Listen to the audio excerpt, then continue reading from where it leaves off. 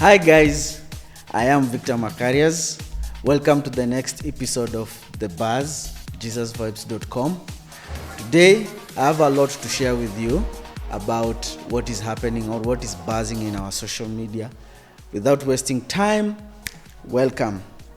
Now, we are going to start with Vatican news. Pope Leo had a prayer intention. In a video released on X, the Holy Father posed a question to the faithful. Would you imagine what a world without wars would be like? A world without the terror of approaching explosions, without rocket alarms shattering the silence of the night? Please join me in prayer this month for disarmament and peace, he said. Now, Pope Leo is one of the world leaders who has condemned the war. We also told that Pope Leo expresses his profound sorrow for the victims of bombings in the Middle East, especially children, and Father Pierre El Rahi, a Moranite priest killed in Lebanon. So this war is already costing, people are already losing their lives. We have small children who are losing their lives in the Middle East, including one of our Catholic priests. We also told from the Vatican news, Pope Leo will visit the Principality of Monaco on 28th March for a 9-hour apostolic journey. During the visit, the Pope will meet Prince Albert II, the Catholic community, young people, and catechumens, and preside over Mass at Stade Louis II. The motto of the visit is taken from the Gospel of John.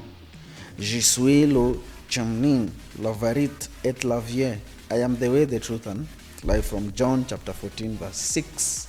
Now, for those who don't understand Monaco is, it is a state within France, but Monaco is ruled by, it's ruled by royalty. They have a hierarchy, like a king and all these things. So Monaco, they are ruled by a king. And then Joan Laporta from one of the directors from Barcelona, has revealed he has been in contact with representatives from the Vatican City about the possibilities of Pope Leo to visit and bless Camp Nou. Not Pope Leo, this was during the time of Pope Francis. They had contacted Pope Francis to visit Bernabeu. They are still pushing on to see if Pope Leo can do the same. Now, in our news here in Kenya, we don't have much. It's only that the bishops are still insisting on issues of corruption. But here at the parish level, we had a Holy Mass on yesterday, on Monday evening, where Father Paul talked about, we were celebrating the life of one of our departed members, and Father Mr. Ngujiri. Father Paul made us. He talked about, during his sermon, he gave us a story, and he talked about a father who had 3 sons, and he was dying, and he told the two of his sons, see you, and the third son, he said, goodbye.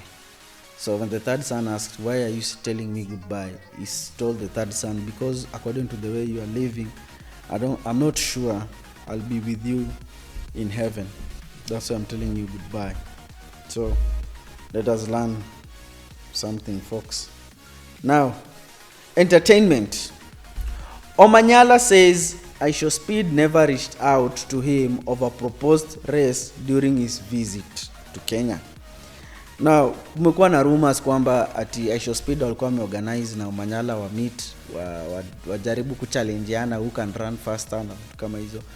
Omanyala anasema kuna kitu kama hiyo, ni stories za jaba. That is Instagram Nairobi Gossip. Instagram again Nairobi Gossip. DCI arrests Maximilian Motara for tearing Kenyan currency notes and posting the videos online. Guys, this is where we need to be very, very careful. Even when you're flossing with money, sometimes we have to know that some things, they have laws. There are laws and regulations, especially when it comes to currency. When you take a note and then you tear it online, you don't know. And according to the constitution in the court of laws, ignorance is not a defense. So huyu jamaa alikujiwa, kashikwa na DCI, taenda kusamea mbele. Harmonize pays Italian ex Sara Michelotti 7.5 million out of court divorce settlement. Then he also told that Kenyan wristband, kitu kama hii, this wristband, Kenyan wristband is one of the most, how do you say, people wear it so much all over the world, like it's everywhere. People like the colors and things like that. Then I just want the truth, not his money. Woman claims rapper Yaga refuses DNA test after months of promises. So kuna rapper manze walikuwa na relationship ama casual things like that, na toya katoka, so dem ana insist wafanye DNA test. Dem anasema hayuko interested na pesa, but we all know. So but pia kama ni mwanaume na you know very well you have fathered someone, please take responsibility. Then we have Kenya Leo from Instagram. He's talking about the floods that happened in Nairobi this last week. Kulikuwa na mvua ya siku mbili noma, na wasa walikuwa na bebwa tao. Kuna clip moja wasa wa Kenya wanatoka kwa mat, maji imeingia mpaka half of it, wasa wametoka kishikana mkono ndio wasa si drown. Then we have Eddie Butita reveals his comedy series Anas Toto cost 5 million shillings but has earned only 300,000 Kenyan shillings from YouTube. So Jamal invest 5 million iko kwa YouTube, amepata tu only 300k from YouTube. Kenya Red Cross rescue volunteer Samuel Wanyoni electrocuted while searching for drowned boy in Nairobi water. Well, kulingana na wale ambao wanasomea first aid, naambiwanga the first thing to do is kwanza check the surroundings. Uone how safe are you before uende kuokoa ule mtu mwenye maybe ako kwa accident ama ako kwa disaster. So you ndo naambiwanga safety measures. You take safety measures, you check, you look around, you see, you watch, you examine the area. Uone nikienda pale am I safe. Na ukiangalia hizi mtaa zetu kuna stima mingi sana za mulika, mawaya zinapita chini. So mvua kama hiyo kinyesha, uwezi enda tu kwa maji tu hivi. You can die very quickly because uwezi jua ni waya gani imepita hapo. So that is much with entertainment. Now we go to politics and corruption. Now Aden Duale anasema this was on 10th March 2026. No hospital should turn away a patient. We have seen cases where health facilities use excuses such as the system being down or claims that they have not been paid. If any facility turns away patients without a valid reason, action will be taken against it. Health CS Aden Duale. After Aden Duale anasema hivyo, gazeti ya leo ni tarehe ngapi? Gazeti ya leo 10th, yes. Gazeti ya leo inasema kwamba we have already lost 50 billion Kenya shillings from SHA. Hii ni kwa sababu wana claim some hospitals zina claim false, zina make false claim. Kuna hospitali zingine Auditor General anasema kuna mama amezaa mara 10, ingine kuna mama amefanywa CS mara 4. Same person 4 times CS, wali at the same time. So hospitali zinakuwa na wizi ndogo na which has led to SHA losing 50 billion Kenya shillings. Aden Duale amego ahead amesema most of these hospitals are Muslim hospitals. Again Instagram from issues of Citizen channel, Citizen Kenya Instagram. They are talking about the floods, the impacts of the floods. Wanasema death toll rises to 49 following heavy rain and floods that hit various parts of the country. Police says 2,624 families displaced as evacuation, search and rescue missions continue.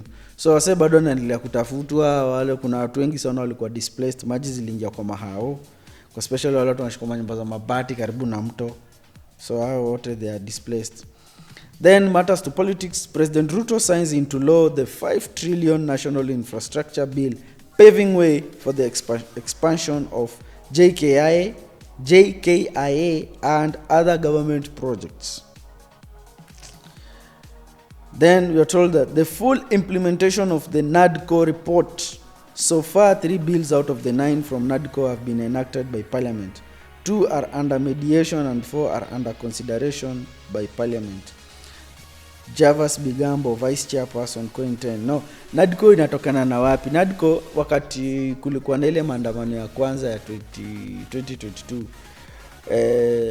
Azimio ilikuja ikaform committee na UDA. Wakaita viongozi, wakakuja wakakaa chini, they discussed about the NADCO report na vitu kama hizo na nini. So they came up with the NADCO report. Na hii NADCO ilikuwa ni kusaidia wale watu wamekufa kwa hizi stories za maandamano, kusikwe na kushikwa ovyo ovyo na all those things. So saa hii ndio parliament inaanza kutisha hizo siasa yetu. DPP opposes bail for 74-year-old Kenyan wanted in US over cybercrime charges after arrests in Meru following Interpol red notice. Kwa watu wajui Interpol inakuanga wale maskari, they can operate from any country. Ando nakuanga the Interpols. So ukifanya ukibreak international laws zile ambazo ziko agreed upon all over the countries all over the world, Interpol wanakukujia. Then we have already tukona 2 petitions filed challenging the constitutionality of the National Infrastructure Fund Act. Courts declined to issue conservatory order suspending the act pending case determination. Now, Ruto, our president, assigned a 5 trillion budget infrastructure fund. Hii 5 trillion infrastructure fund ni inatokana na ni pesa ambayo inafaa kutumika kutengeneza mabarabara na nini na vitu kama hizo. Issue kubwa ni hii do inatoka wapi? So government imekuwa na one of the plans, kama ukiangalia some weeks ago, Kenya Pipeline ilikuwa inauza shares. Kenyans walibuy up to about 4 billion shares. Now government inakuja na a way ya kufanya wa Kenya waweze kubuy internal bonds and securities kufund hizi project, and then watu wataanza kurudishwa do zao zinaitwanga securities and bonds. So fear ya watu ni kwamba kuna a lot of corruption kwa government na inaleta ile euphoria. Watu wana ile confidence ya kuinvest kwa gava because wajui kaido yao itarudishwa. Then tunaambiwa petitioner challenges NTSA's new instant fine system for lack of legality. So NTSA tena imeleta other rules, hatujui ni gani, but we'll find out. We kama audience waisho enda jaribu kufind out hizi NTSA new rules and regulations ni gani. But kuna watu wameenda kotini already, wanasema hiyo story hawabai na wataki kubai hizo story. Then tuko na President Ruto, hii ni leo from Citizen TV. President Ruto, from June, county assemblies will have their own independent budgets. So June, kwa nini anasema June? Kwa sababu our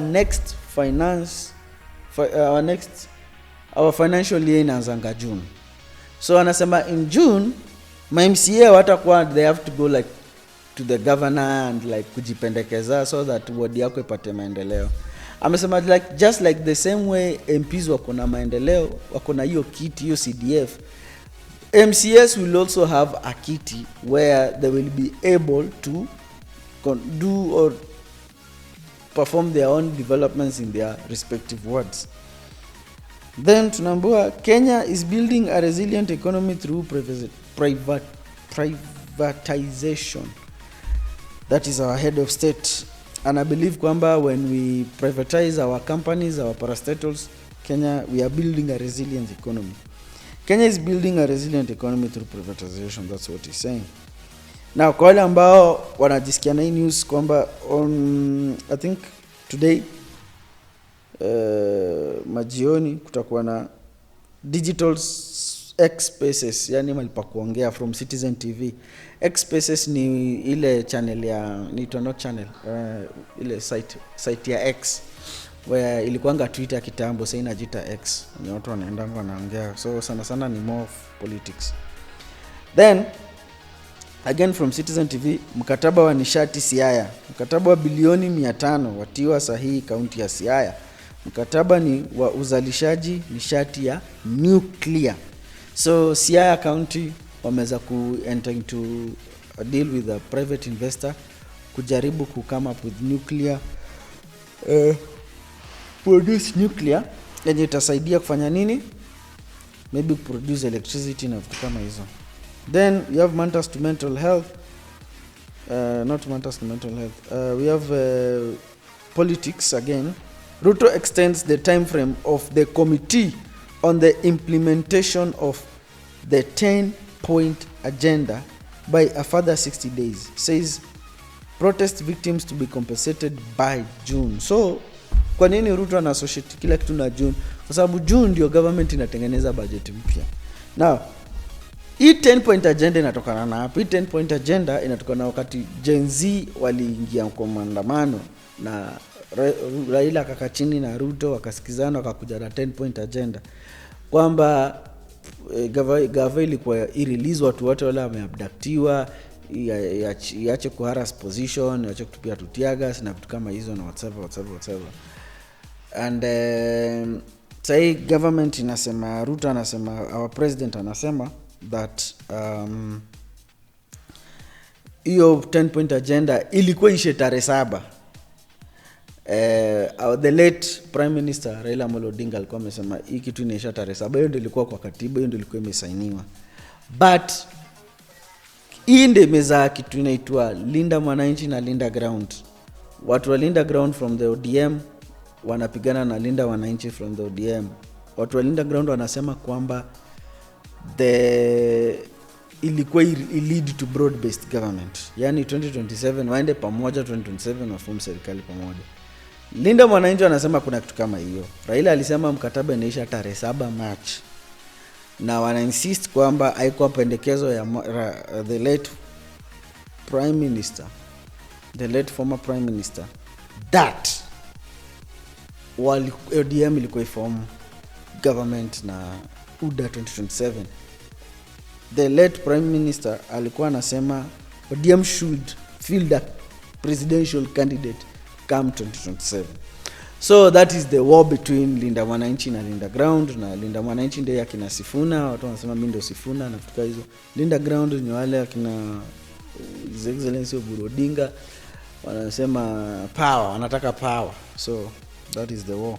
Then there have been rumors, it has been trending all over the social media kwamba President Ruto expels aide Farouk Kibet from State House over misconduct.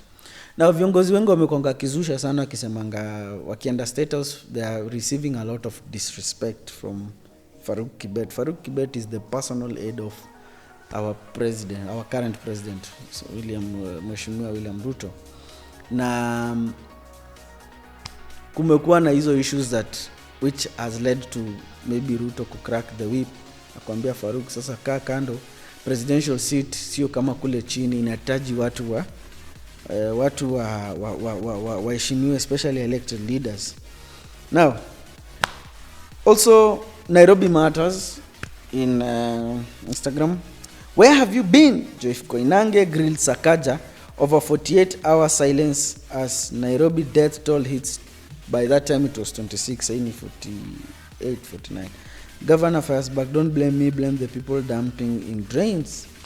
So kumekuwa na hiyo discussion moto sana ya Sakaja na His Excellency Johnson Sakaja, the governor of Nairobi County. na Jeff Koinange, and the issue has been about floods, like how prepared was Nairobi County for the floods or for the disaster. The issue is that there was none. Even those simple policies, like for example, kuweka hata curfew that since mvua zinanyesha na tuna certainty by 5 kila mtu akwa ametoka tao. Those are some of disaster policies that you need to make kama local government ama county government. Unafaa kusema by 5 watu wakwa wameclear tao. Unafaa kusema by 5 ama kwa hii msimu ya mvua hakuna personal car yote inakuja tao. Kama unakuja na tao na personal iache mahali, chukua matatu kama ama kuja na matatu. Alafu pia ndio time unaweza sema pia matatu zote zisibebe tao. Matatu zote maybe zibebe somewhere outside town, so that watu watoke job mapema, watu watembee to those stage na angalie. Vitu kama expressway, hizo ni vitu zinafaa kwa free of charge as from 5 to maybe 11, kwa sababu they elevated na they are far away from the rain. So these are some of the disaster management that maybe the responsible government, any government or any leadership could take. So hizo kutake hizo precautions. Now what's happening on TikTok? Unadhani umeheal, si ndio? Ngoja mpatane na yeye face to face. Now this a statement normally talks about the excess. Mkuwa na msemo mependana hapa na pale na mkaachana. Kisa kila mtu anasema I've moved on. Mimi nimemove on, nishaoga, nimerudi soko, until you meet that person. Then you start realizing yenyewe but then this one is anaitwa Professor Aduol. So this is a guy who has been mimicking His Excellency Dr. Oburu Odinga, and he's doing a good job because he's really entertaining people in the TikTok. He's one of the guys who are trending in the TikTok, and he's the one who says ni mbaya. For those who say that I'm not young, they should also know that also. So this guy has been mimicking Dr. Oburu Odinga, and it has brought him some fame.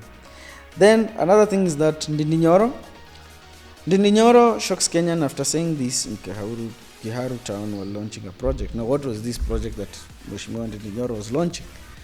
Ndindi Nyoro was launching a modern police station, a modern DCC,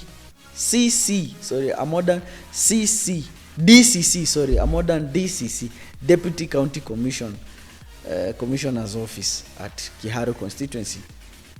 And it is one of the best buildings I think I've seen so far when it's things that are associated with leadership. And he went there to launch it. Funny enough is that the officers who were to accompany him to launch the project, the finished offices, the finished establishments, they were given orders from above not to attend any launching. Someone from senior government should come and launch it. Now, who is this someone from senior government? Why would a government prevent me as an MP to launch a project that I have do for my people? I don't know, but that is what is going on.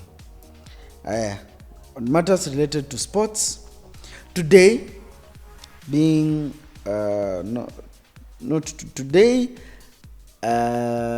Liverpool is playing against Galatasaray, the Champions League.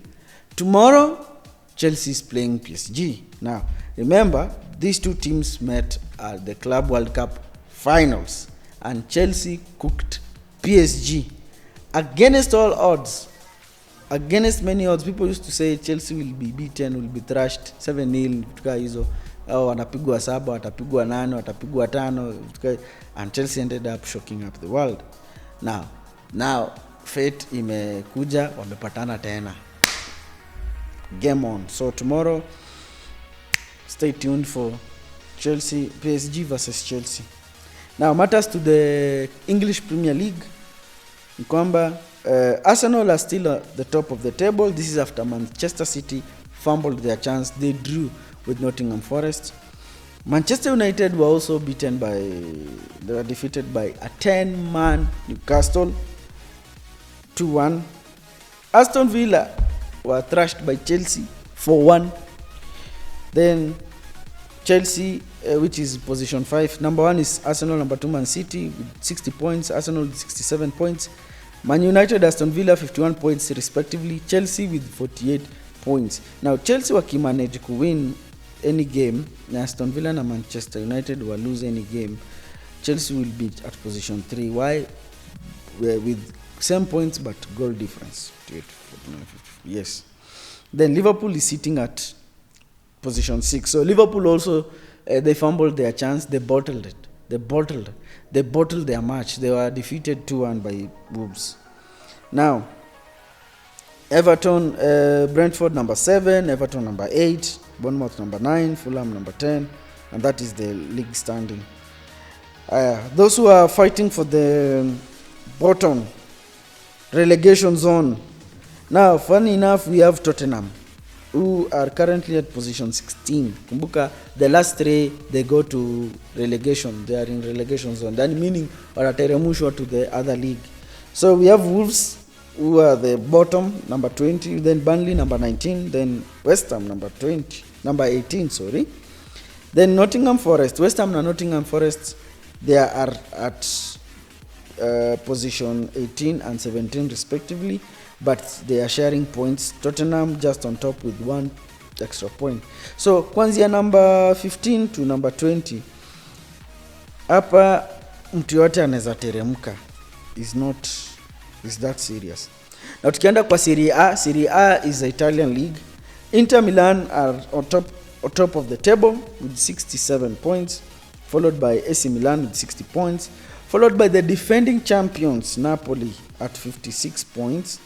Then Como, this is one of the mwenye ana coach Como, is a former Chelsea midfielder, former Arsenal midfielder, former Barcelona midfielder, anaitwa Cesc Fabregas. Is the one who is coaching Como. Alitoa kule chini nyasi, akakuja nayo, akapanda nayo, sasa ako ligi yako number 4. Then we have AS Roma at position 5, Juventus at position 6, Atlanta at position 7, Bologna at position 8. Then we have wale wanafightia relegation zone.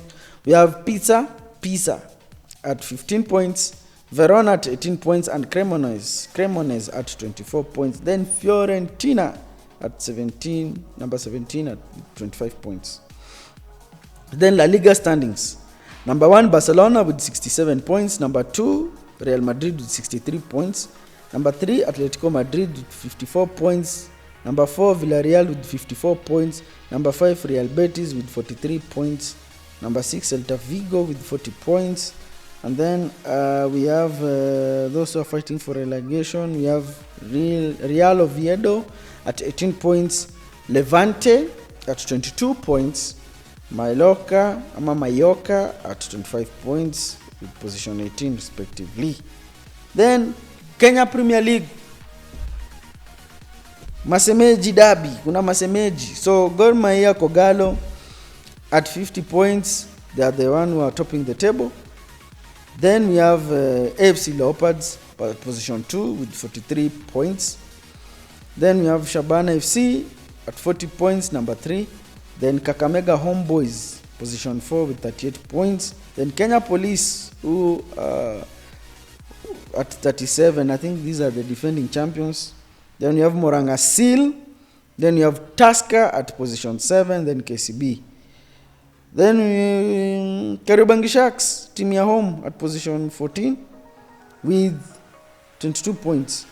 Then wale wanafightia relegation, tuko na Batoto Bamungu Sofapaka at 14 points, APS Bomet at 19 points.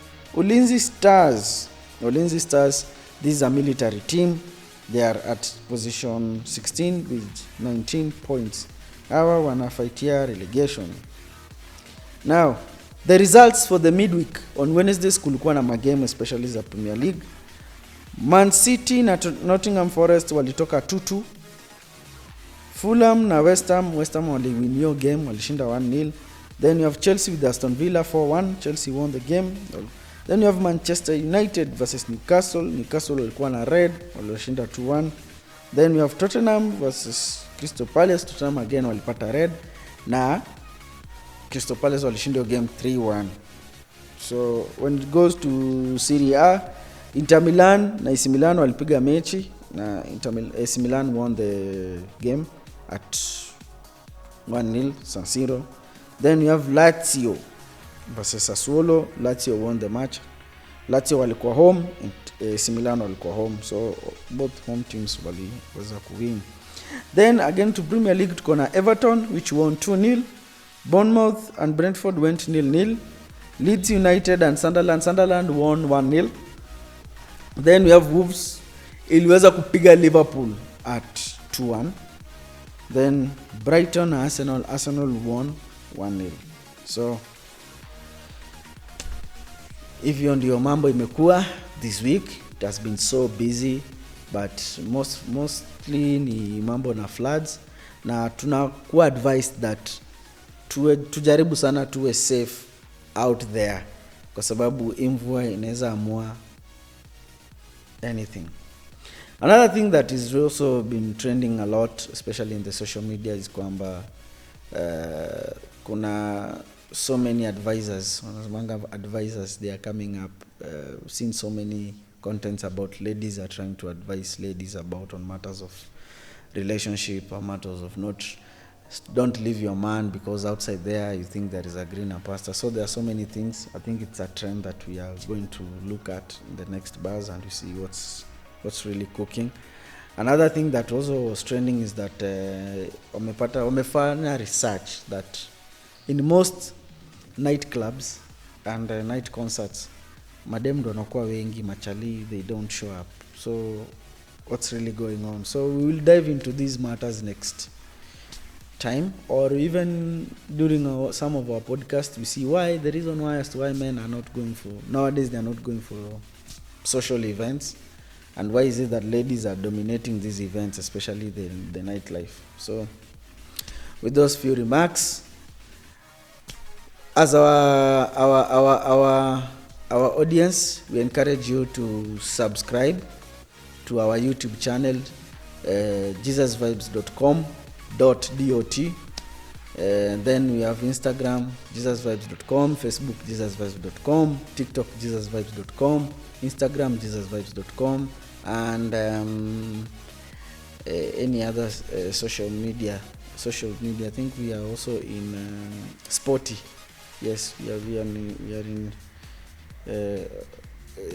what do you say it? So all of them, jesusvibes.com. So don't forget to subscribe as you stay tuned for our next episode. See you guys, be blessed. Ciao.